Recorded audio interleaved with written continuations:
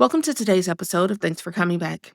I'm your host, Dr. Latasha Nelson, and today we're joined by Cheryl Mason, the first woman and military spouse to chair the Board of Veterans Appeals. Cheryl has been known for pioneering changes with a blend of technological savvy and relational leadership.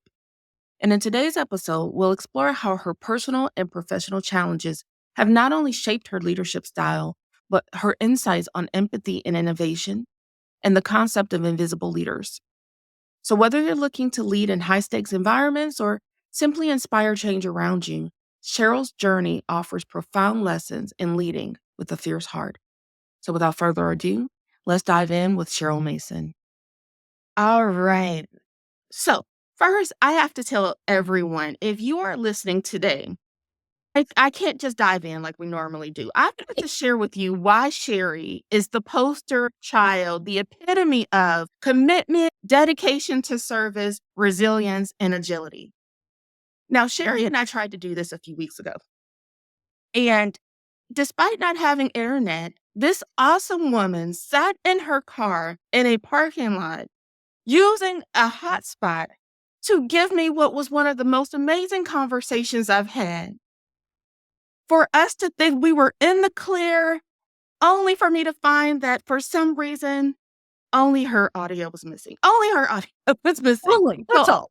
Just the That's audio. right. So you hear me talking to myself and missing all of the fabulous things Sherry shared. Totally bummed. But in the spirit of true service, Sherry jumped on with us again today. So we're going to have an amazing conversation. And I now cannot jump in without saying thank you so much for your service, your husband's service. I think the timing, this was probably the time we were supposed to do this anyways. What do you think? Probably. Yeah, probably. I'm in the Veterans Parade in our community this morning. We were volunteering. And so, I was like, I have to be home by noon because I got to get my, prepared for doing this podcast. It's happening. Absolutely. All right. Now, I've got to ask you to share your fantastic journey, your career story with everyone before we really deep dive because it's a phenomenal story. Okay. So I was raised in Southern Ohio in the foothills of Appalachia by an amazing woman. And she was a single mom because I lost my dad to suicide when I was 4. And he was a World War II Navy veteran. And my mom was like, no, you are not going to hide in the shadows or let anybody tell you have to fit into a box. You're going to go out and do and, honor your father's memory and do what you're supposed to do. So I'm like, okay, because mom said, this woman you did not cross. And so she was a government teacher. She had also been through a lot in her life before my father's death. And so I went and did. So I go to college, right? I meet this great guy at college, just happens to be in the Air Force. So we fall in love, we get married, and I don't know anything about the Air Force. He doesn't really know that much either, except he wants to go in. And then I'm in law school, and the Air Force is like, hey, it's great that you're settled and all, but we're going to send you to Nebraska. I'm like, I still got 2 years of law school. It's not our problem. So pick up, go to law school. Finished law school in Nebraska, worked in private practice for a while, had an awesome mentor boss in law school who was a POW from the Vietnam War. And he was my first judicial boss. Amazing person, amazing man. And he said, you need to go in the military. And I'm like, not happening. No. One of us is no. So she's like, well, then you need to go work for VA. And I said, okay. And so he kind of told me, and I received VA benefits, but I didn't really know. And I had a degree in political science and psychology, got my law degree. And I found the VA, the Board of Veterans Appeals. It fit. I loved it, loved the mission, loved the job. Of course, the Air Force wanted us to go to Germany, so we did. So I did an executive assistant job over there. But I learned so much, right? People were like, the career ladder doesn't go attorney to executive assistant. I said, mine does. So I came back from Germany, worked at another federal agency, but I really missed the mission of the VA and all we could do. And, it really is in life. It's about your impact and where you can do the most and have the most impact and where your purpose is. And my purpose was VA. And so I went back and I stayed and I climbed the ladder. I was a judge, then I was a chief judge. And then I was a senior executive. And one day I was minding my own business. And I had been working with the previous administration, Secretary Bob and Deputy Secretary Gibson in the Obama administration about some things because I was pretty high in the executive team. And so the new administration calls up and said, "We'd like you to be the chairman." I'm like, "The chairman of what?" And they're like, "The board where you work." I was a careerist, right? That didn't happen, right?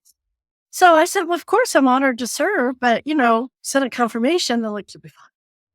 So I went forward and I was furring. I got through Senate confirmation. That was one of 5 or 6 congressional hearings that I testified in my time. I was the first woman and military spouse to ever hold the position.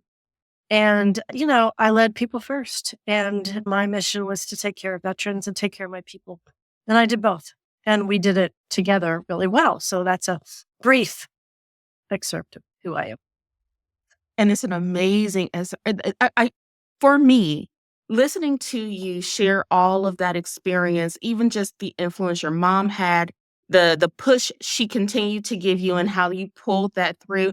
I'm sure that came in handy for some of the challenges and pressures that I'm sure you faced in that leadership role. Can you tell us more about that and how you navigated it? Well, I was in a couple of different leadership roles, kind of climbing the ladder. And as I was doing that, I started realizing that I was doing it differently than people around me. And people often told me I was doing it wrong, mostly men. But and they're like, "You have to be focused on results. You have to do this. You have to do it this way." And I'm like, "Look, your people are your most important resource. And if you don't take care of them, how can you serve the people who are your customers?" Right. That's right. So I just said, "I'm going to do it this way." And so I just looked for ways that I could support my people and that I could help them and champion them. Whether I was a chief judge when I had 100 people, I had judges and attorneys and some operations people working for me, or when I was the chairman with 1,300 people working for me. The key was developing those relationships, getting to know them, figuring out what they need, listening, right? Because one, they know how to do the job. They know where the issues are. And really in the situation I was in, well, we hadn't had a chairman in 7 years and it showed. The organization had been led by 4 different people who were caretakers. They didn't step out and lead. They just sat there. And so confidence was down, morale was down, the organization was struggling. And I'm like, "No, we're a better organization than this. We can do so much more. And you guys can do it." I can't do all the work, right? Yeah. And so it was just a situation of getting to know them and championing, giving them the tools they needed, whether it was technology, whether it was flexibility in schedules, whether it was, "Let's change this process because it makes no sense and it's older than dirt." And so just kind of listening and engaging, but developing that ability where they felt that they could approach me, they could talk to me. And I got out and about. I was out and about. Even when we had to transition our door to COVID, I had one-on-ones just like we're doing here, right? I'd check in. When I first started walking around and talking to my people, they felt that I was checking on them because that's the only thing they'd seen with leaders, right? But I'm not checking on you. I'm checking in with you. I'm here to check in. So you can talk to me because if I stay up in my office, you're never going up there. And so let's talk about what you need. And so it started happening. And people again said, "It seems odd, but it seems to be working." I'm like, "Yeah, we're blowing the doors off of results. Any more questions?" But what I'm I like, love about what you're "Well, Brittany." sharing here is there was clearly a precedent set by the leaders they had prior to you that made them feel that you may have been checking on them Mhm. versus in on them and in with them. Yeah. And you were awesome enough to elaborate on a concept of invisible leaders. Well, Sounds like what you shared with me. Can you share more about that concept with everyone and how that shows up practically in organizations? yeah. So an invisible leader, in the way I use the terminology and the way I experienced it in leaders that I worked for, is they show up in about 3 different ways. The first way is they stay in their office, right? And they direct things. And you don't see them, but you definitely know they're there because of their directions, right? And you're like, wait a minute, why are we doing it this way? Because so-and-so said so. Well, what you hear is, well, what does so-and-so know? Because they're not doing the job. They've never done the job. They've never talked to anybody, blah, blah, blah, blah, blah. Right. And so that was what most of my employees had seen. And I had seen over the years, because that was very common especially in the federal government. But the other two are kind of a combination. One is what I call a masked leader. We have the masked singer. Well, sometimes leaders, and sometimes employees can do this too, is you get to work and you put on this mask. It's not you, it's a mask, right? Because you've been taught, I can't show the real me at work. I can't be me at work. I have to hang up my person on the door and I have to keep everything separate because it's work. Well, that's not reality, right? I mean, life happens at work, and sometimes life happens on the way to work, on the way home, all around it. Well, life happens at work too, because let's think about it. You spend a third of your life doing work, right? So of course you're going to engage with people and get to know people, and and you want to build those relationships because what makes work worthwhile, that you can make an impact. Well, the third one is this, what I call the cloak of invisibility. When the cloak of invisibility shows up, it showed up throughout my life, but in leaders particularly, what happens is they put on this cloak. Usually it's they're surrounded by a group of people and you never get through those people to the leader. Or they move around in such a way, like they only move around during certain times of the day when they know nobody's going to be around. Right.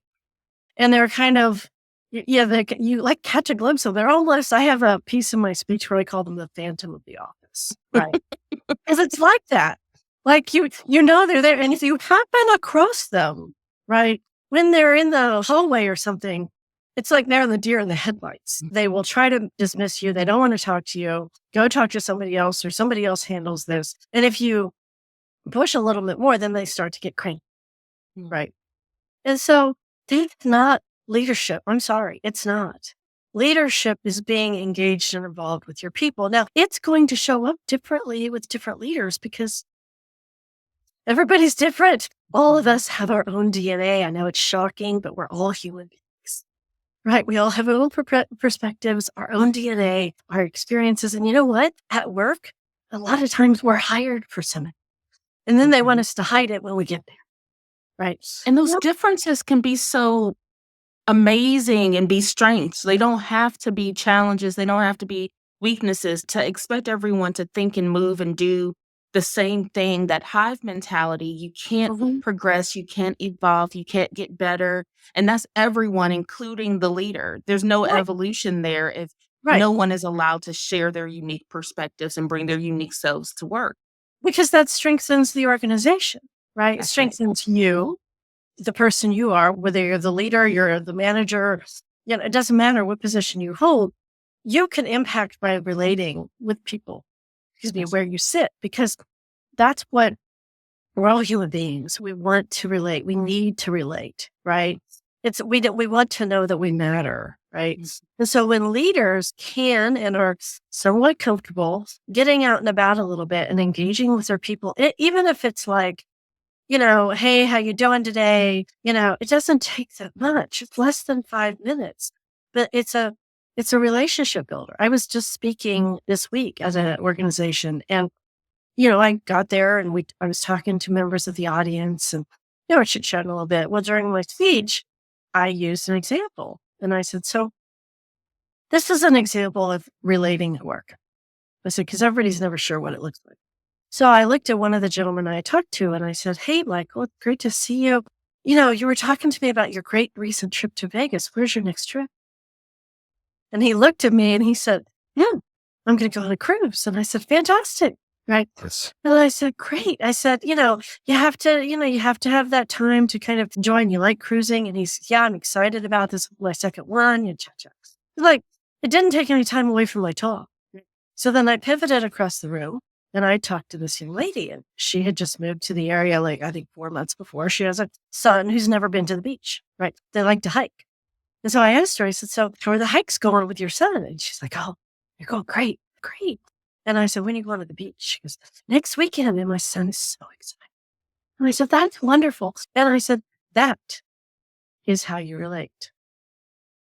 How's your daughter? How was the game? How was Halloween? Are you guys gearing up for the holidays? Anything. How was the trip? How's the dog? Whatever. Those bits and pieces means that you are paying attention and you are investing your time and energy in them because they That's matter. right. They matter. That's And right. when they know that they matter to you, guess what happens? You matter to them. You just hit on John Maxwell's one of his most famous sayings around people don't care how much you know until they know how much you care. Yeah. I'm And the way that you just communicated another key message of his, which is everyone communicates, few connect. You correct. described it so Mhm, well.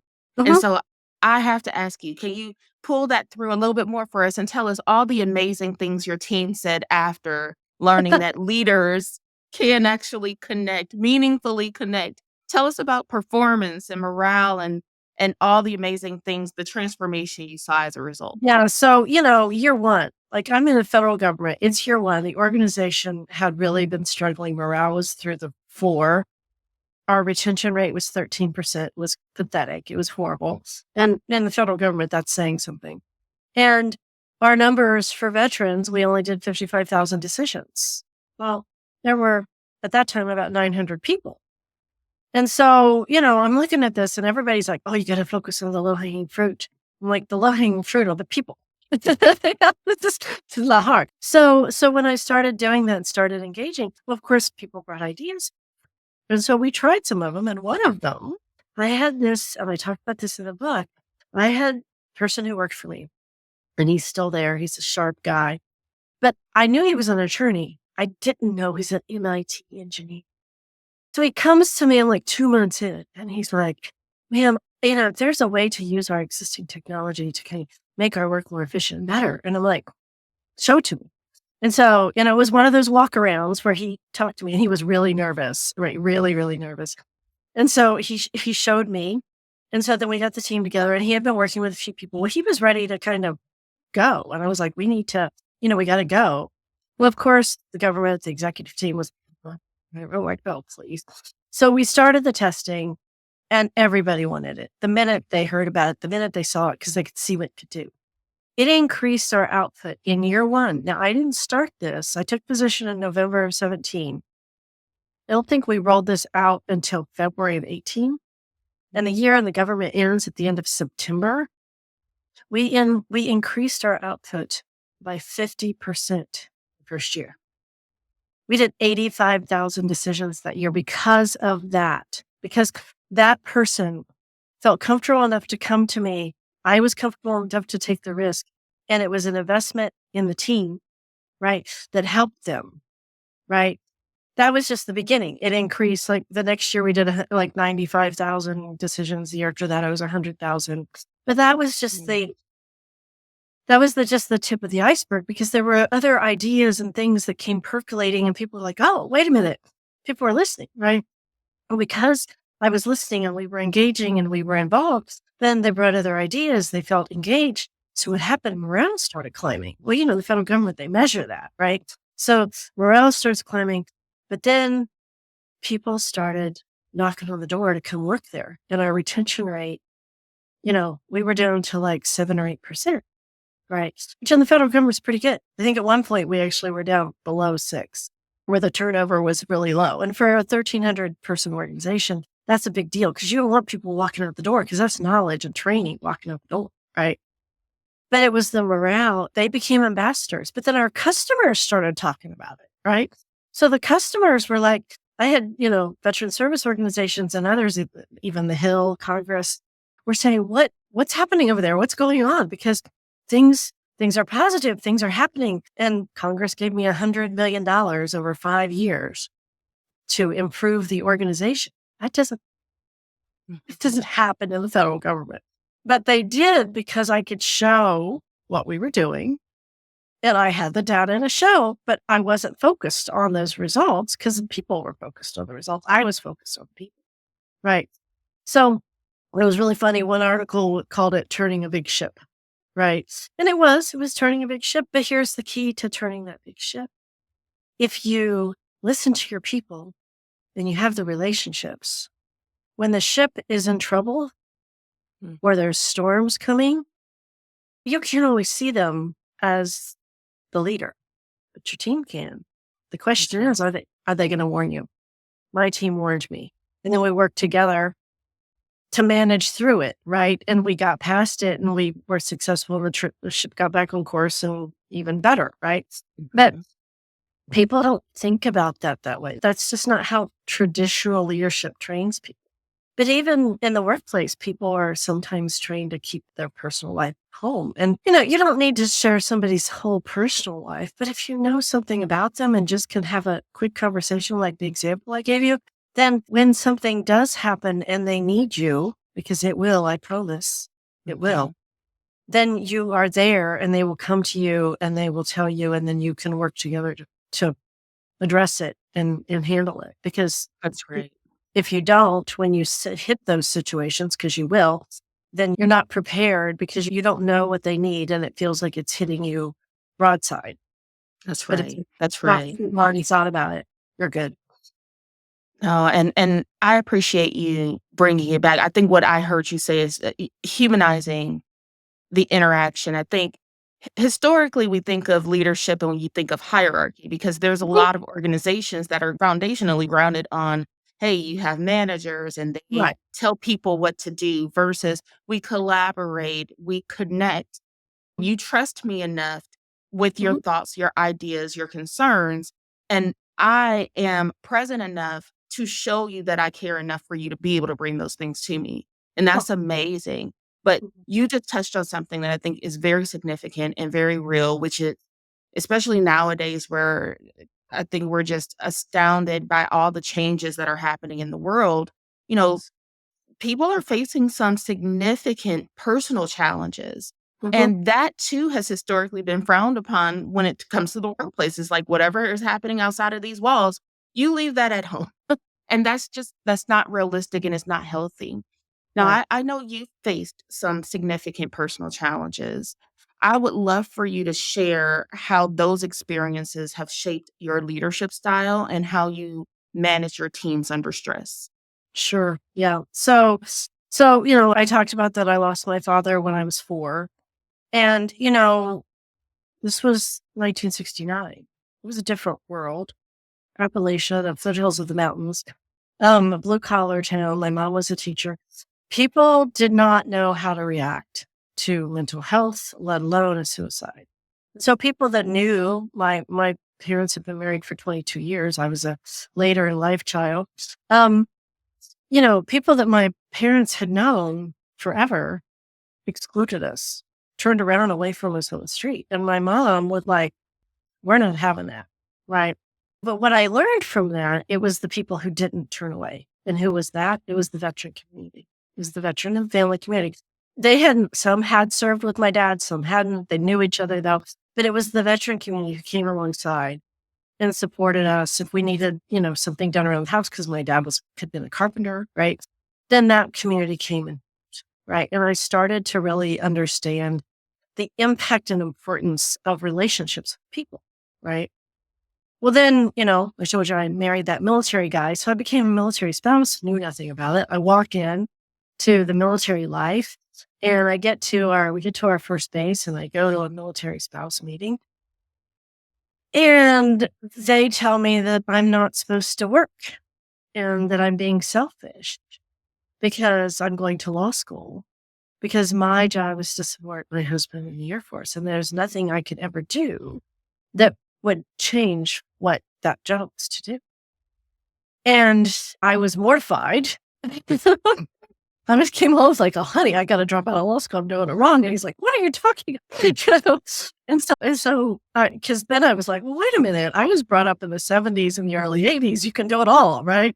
Bring home the bacon, fry it up in the pan." I'm like, "Wait a minute. Why can't I do both?" Well, part of this is I kind of stepped back and looked at it was those military spouses weren't trying to be mean at that time, but that's what they had been taught and told. And they were just passing that along. Their world was getting ready to get blown up because things were changing very quickly in the military because change, which you touched on, change does that, right? It hits you and you have to learn to adjust. And so I actually watched that happen to our military spouse community while we were on duty, where we had drawdown, where we had smaller communities. And all of a sudden, military spouses who have been volunteering and supporting the military for many years and had created the positions they were volunteering in were no longer qualified for those in when they became jobs.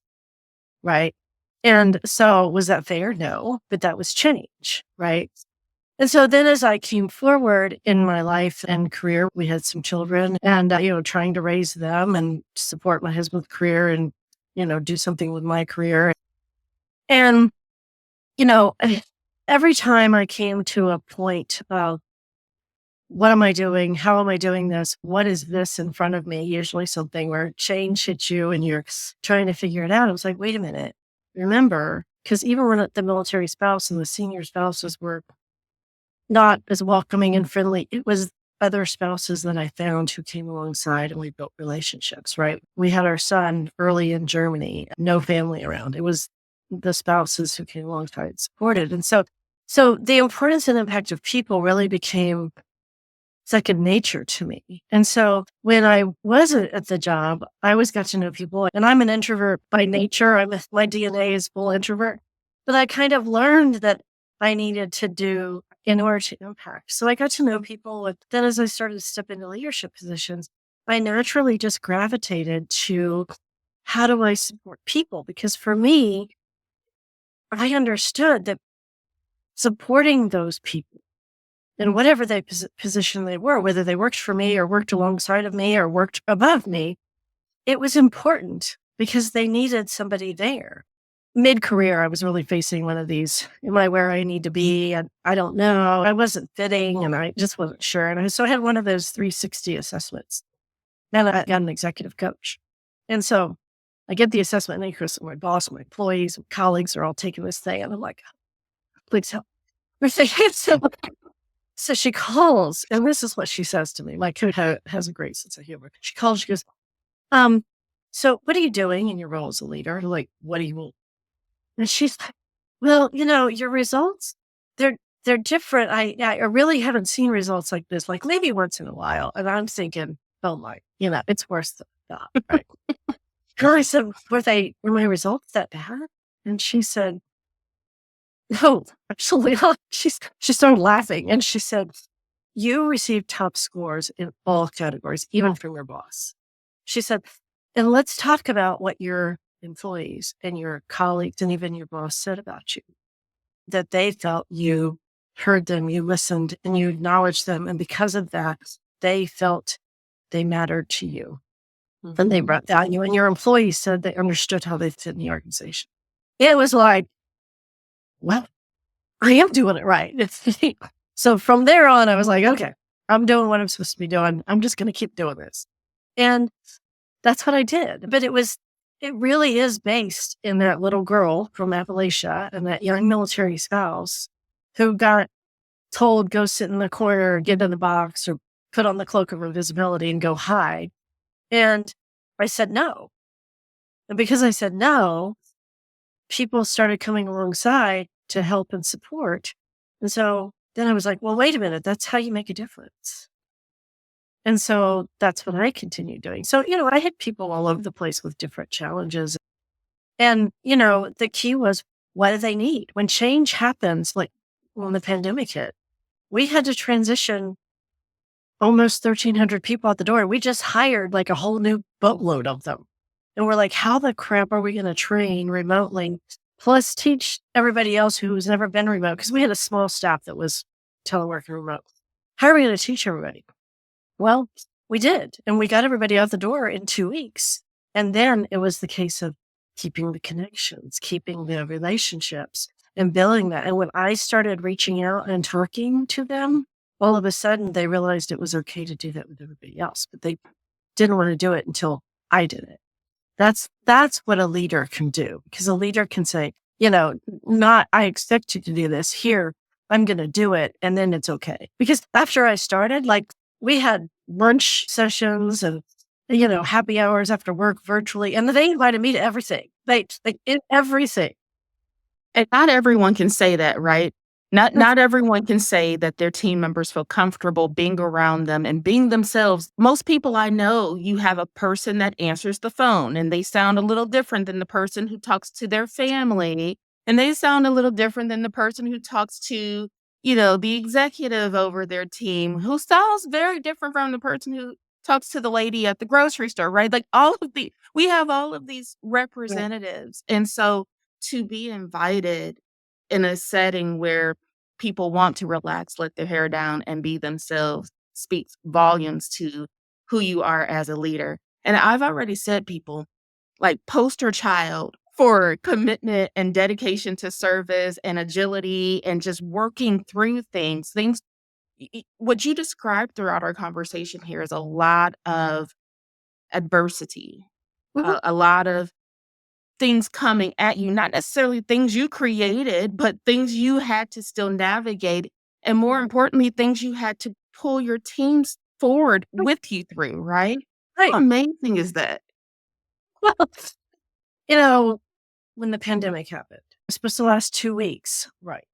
So here we are. We're like a month and a half in, and my team, my executive team, my administrative team, everything had moved virtually. Well, the thing about virtually is people can get you scheduled much quicker. And so we had all these back to back meetings. And I'm like, this is crazy. I was exhausted, right? Because I was running back to back to back. So finally I said to my team, I'm like, look, the executive team is going to have to take some of these meetings. We're going to talk about this, and I need some breaks in between.